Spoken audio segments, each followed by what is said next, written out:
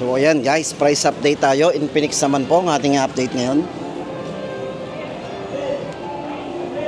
So ito na guys, para sa latest update natin ngayon kay Infinix guys. Yan, sa mga naghahanap po ng latest model ni Infinix. At syempre guys, maganda dito kay Infinix, napakadami po natin pwedeng pagpilian dito. Yung mga lahat ng mga bestseller po nila from hot series po ay napakabenta po ng mga yan guys. So abangan po natin ang ating update. Tapos guys, sa mga naghahanap po ng GT30 Pro, available po ang mga variants po nito. Lahat po ng variants ito, meron po itong 256 na may dark flare din, at meron din po siyang gray.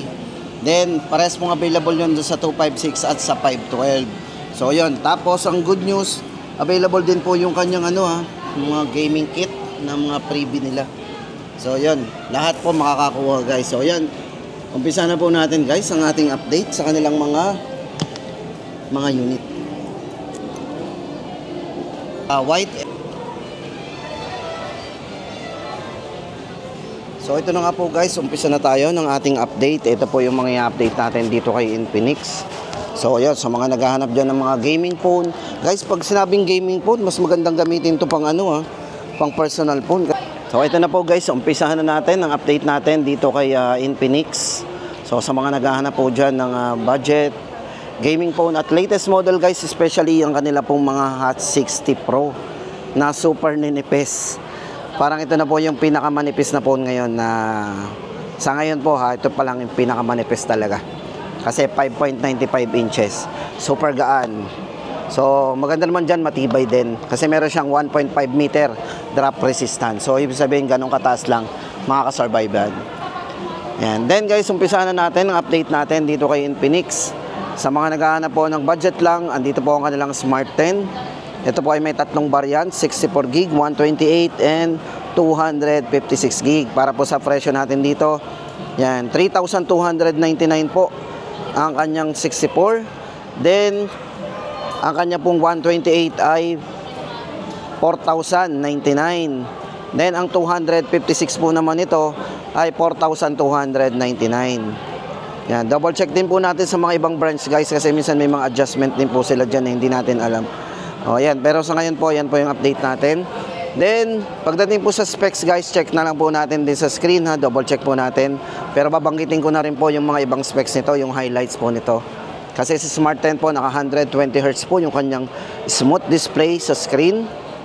Meron po siyang 300% volume, malakas. Then naka IP64 po yan para sa kanyang dust and water resistance din. Then pagdating sa processor, ito po ay naka Helio G81. Yan. Siyempre naka Infinix AI po yan meron na rin tayong AI Pollax dyan. Para po sa ating update yan na po, ayan.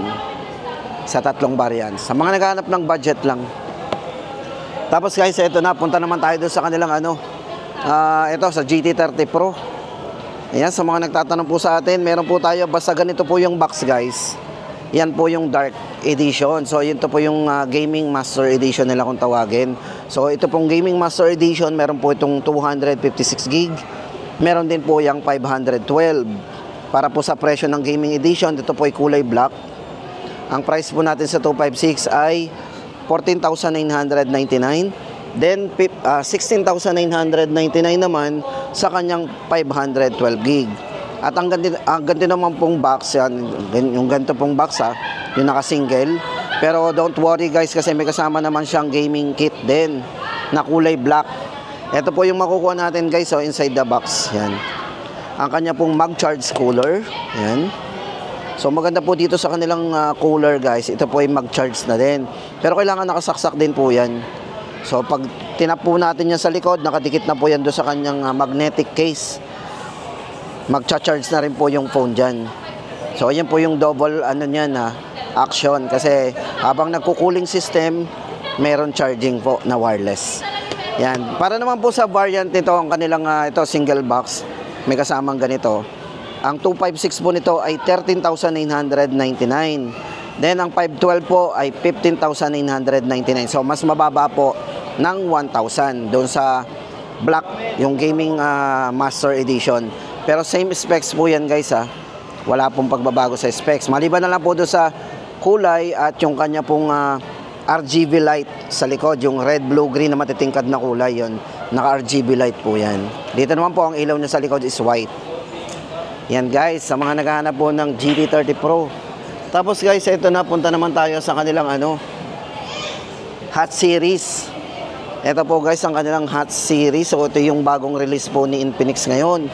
Kung naghahanap po tayo ng mga super nipis at ayaw natin na mabibigat sa kamay, ito po ang kanilang Hot 60 Pro Plus. Grabe nipis nito. Guys, ang nipis po nito, slim as a coin. Kasi nga po, yung gilid po nito, sobrang nipis, parang coin. Yan, kaya meron po sila ditong demonstration na may coin dyan. Oh. Ididikit po yun sa gilid. So, para may compare po dun sa gilid din ng Hot 60 Pro dyan. So, slim as a coin. Guys, ang maganda naman kasi dito kay Hot 60 Pro Plus, ito po yung kulay nyo, red, vibrant. Tapos, meron din silang mga kulay black at may mga green din yan. Yellow, pero depende sa store yung available na kulay nila. Depende yan. Tapos ito guys, pagdating nga pala sa kanyang screen refresh rate, napakataas. Ito po yung merong 1.5K resolution. Tapos naka-AMOLED display na po yan guys. So naka-AMOLED display. So yun po yung bago sa kanya. 1.5K resolution na AMOLED display. Tapos yung refresh rate ng screen niya is 144 Hz. Kung meron tayong mga 120, so dito 144. O, diba? Tapos, matibay din po ang gilid nito guys, yan. Kahit manipis po yan, ay matibay din. Kasi yung nga po, meron siyang drop resistance, 1.5 meter na taas. Kaya niya. Then, syempre, pagdating po sa kanyang, naka-bypass charging na din yan guys. Pwede natin gamitin yan kahit yan ay naka-charge. Yan. Tapos, maganda rin yung likod nito. Yan, hindi basta-basta na yung likod niyan. Sisira. Matibay din. Ito guys, pagdating po sa kanyang camera, so ito po ay ginamitan din ng Sony camera. So yung bago po sa kanya.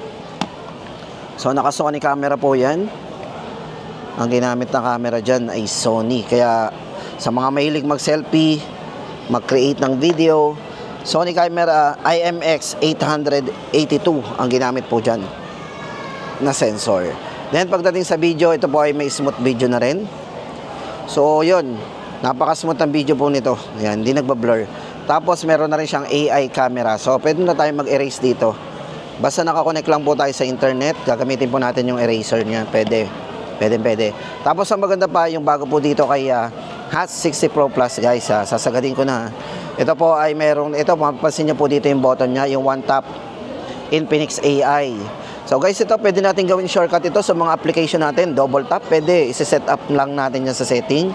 Tapos, ang pinaka pa talaga nito, pwede tayong mag-ask any question dito. Pwede tayong magtanong dito sa AI Pollax. Na ilang presyo lang po yan. So, meron tayong mga command dyan.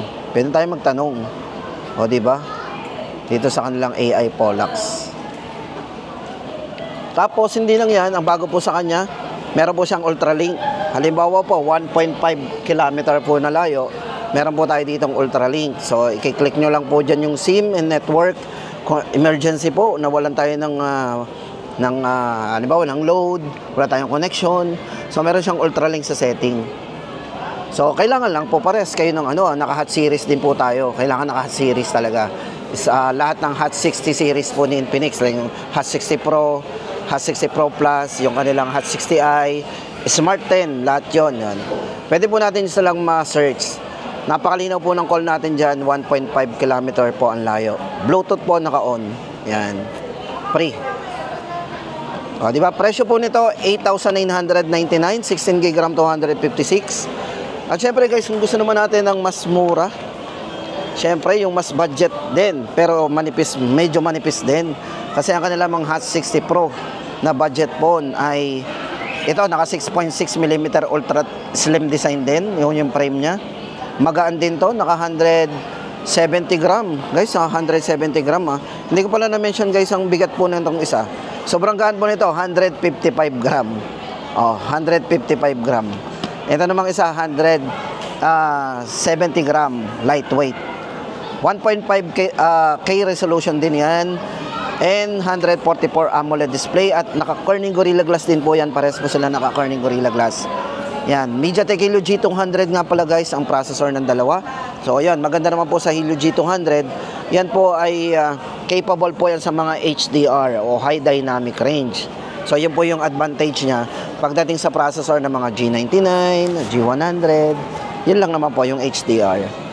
Then ito po ay naka 16GB RAM 256 din. Price po nito 6,999, pero yun nga po guys, double check po natin sa mga store. Pero ang alam ko, meron na silang mga konting adjustment lang. Yan. Ito po, yan, best seller din po yan. Maganda rin pa Hot 60 Pro. Then, lipat po tayo guys sa kanila namang mga Note series. Ito po, napakabenta rin ang kanilang Note series. Kasi guys, itong si Note series ay merong Note 50. Ang Note 50 po, kahawig din naman po ng Pro. Ito pong hawak natin, ito po ay Pro. So, ang difference lang po sa design ng Pro, kita nyo po yung yan, sa camera na yan, nasa gilid na shadow na yan. Yan lang po yung nawala doon sa ating Note 50. Kasi Note 50 po natin, plain na plain po yan. Wala lang po itong gilid na to. Yan po yung difference lang sa design ng Note 50. Ang Note 50 po ay naka 16GB RAM 256. Kung ikukumpara po natin sa Pro, ang difference lang po ng Note 50, naka 45 watts. Pero the rest po, same na po sila pagdating sa processor, naka Helio G100. Pagdating po sa kanyang network, yan po ay naka ano na rin. Same na same po, 4.5G. Tapos naka 90 watts naman po ang charging ng Pro. Naka 30 watts po sa wireless. Then, ang bago po sa kanya, syempre, maganda po dito, naka wireless charging nga po yan at naka metal frame.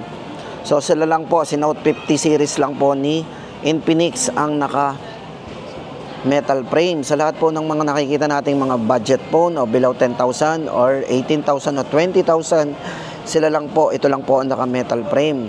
Wala pa po tayong makikita naka metal frame. Mostly nakikita natin yan sa mga high-end phone. O, diba? Naka wireless charging, naka metal frame. 144 Hz po ang refresh rate niyan.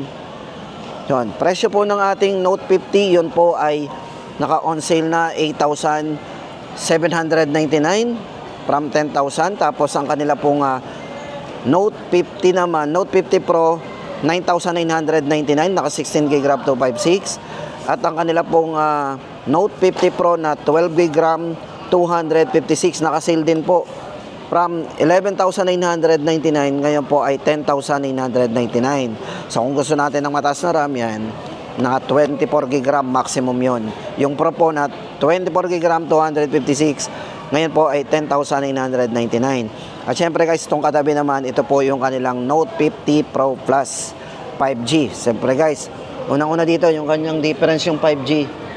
Kasi nga po ay mas maganda yung, syempre, pag sinabing 5G, is mas mabilis ang ating downloading and uploading gamit ang ating 5G connectivity. Pero syempre, lagi po natin tandaan, ang 4G po nationwide sa buong mundo is 80%. 80% po talagang gumagamit yan kahit sa buong mundo. 80% pa rin ng network. Then, syempre, maganda nga po dito sa 5G, tapos yung kanyang charging. Naka 100 watts po kumpara sa 90. Tapos yung kanyang wireless charging, ito po ay naka 50 watts na. Then, pagdating sa refresh rate, 144 Hz po with iCar AMOLED display. Metal frame din guys Ito po yung merong 100 times zoom pagdating sa kanyang camera. Yun po yung periscope. Yan. Then, ang processor po nito mas mataas kasi ito po ay naka Dimensity A350 Ultimate 5.5G. Yan, naka 5.5G processor yan. Napakarami palang ano nito network kasi meron siyang 5.5 na rin. Tapos, ito na nga po guys, ang ating GT30 Pro. Yan, inuulit po natin. Ito po yung actual natin sa GT30 Pro. So, napakaganda po nitong gamitin guys. Ito, bigyan ko kayo guys ng konting review dito kung bakit maganda pong gamitin ng ating, bukod sa mura, affordable, na napakaraming variants. Merong 14,000, 15,000, 16,000 at 17,000. Yan po yung mga presyo ng ating GT30 Pro. Ito guys, maganda dito yung kung nabibitin tayo sa mga signal na naglalag. So, worry free kasi dito sa GT30 Pro, ito po ay merong up to 5.5G network po yan. So, meron tayong network na 2G, 3G, 4G, 5G, and 5.5G. Kung saan makikita po natin yan dito kay GT30 Pro sa buong paligid ng kanyang cellphone. Ibig sabihin, wala sa ilalim, meron sa ilalim, meron sa taas, meron sa gilid. So, nandiyan po yung mga signal niya. Kaya kahit tayo kahit anong dakot, makakakuha yan ng signal. Yan po yung sa lag free. Then, heating po. So, no worry kasi meron siyang built-in na 3D vapor chamber cooling system. Meron siyang built-in. Tapos, meron din siyang yan, sa labas yung external. Ito po yung kanyang gaming master na mag-charge cooler. dalawa yung cooler niya. So, ano pa ba ang ating worry? Kasi dalawa na yung cooling system niya. Lahat, nagiinit po ang phone kapag sobrang gamit. So, dito, dalawa yung gamit niya. Tapos, hindi lang yan, doon naman sa kanyang, isa pa doon, yung battery din. Siyempre, matipid din yan sa battery. O, di ba? Yung sa heating yon at saka sa lag, yung nabanggit na natin. So, ano pa ba yung isa nito? Siyempre, ayun nga po, napaka ano rin to. Tipid sa battery kasi ano na rin ang battery nito Meron siyang 5,500 mAh battery. Naka wireless charging na din. O di ba? At ang maganda sa kanya, meron siyang gaming trigger, guys, no. Nasa taas, ito po 'yan, Naka gaming trigger po 'yan, pero ang kanyang gaming trigger po ay hindi button. Sensor po ang kanyang gaming trigger, sensor. Nasa gilid. Makikita nyo lang po yan pag nakalagay ang case. Ayan, Yan, naka-sensor po yan, nakalubog. Then, yan. Fingerprint on screen, kung gusto natin mag-lock dyan.